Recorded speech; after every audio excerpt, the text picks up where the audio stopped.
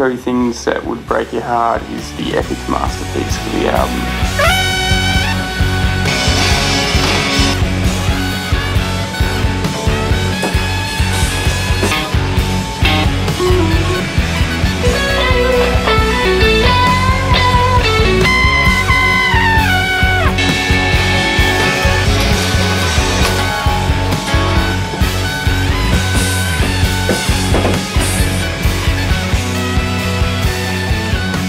The beginnings of I Could Tell You Things That Would Break Your Heart came from the verse guitar piece, which to me had an Ennio Morricone vibe, which I tried to convey to the other guys in the band, and that took a little bit of doing.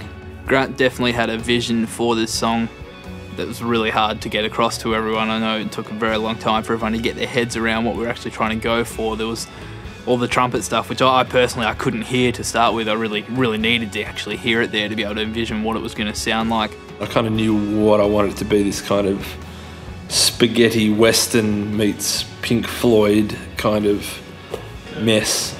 And we really wanted to give the intro time to breathe. The intro took a lot of work, I have to say, even from the very early days of demoing it in the studio. The whole focus was really just making that as big and as extravagant as possible, and we didn't want to hold back. So by the time it crescendos, you just sort of fall into the verse, and there's just probably the biggest dynamic on the record as well.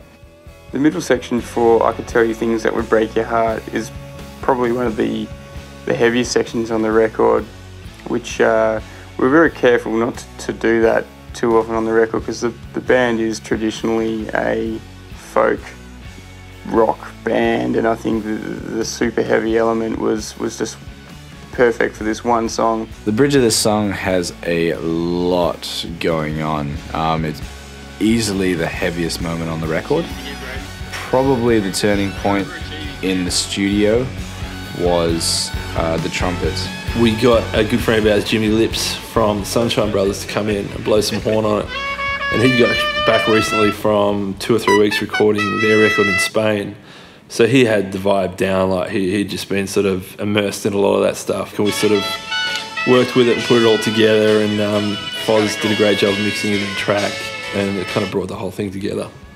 So this song relied on a lot of dynamics in the mix and with the arrangement of the instruments as well. If we were able to create a really rolling, dynamic piece, it's something quite spectacular.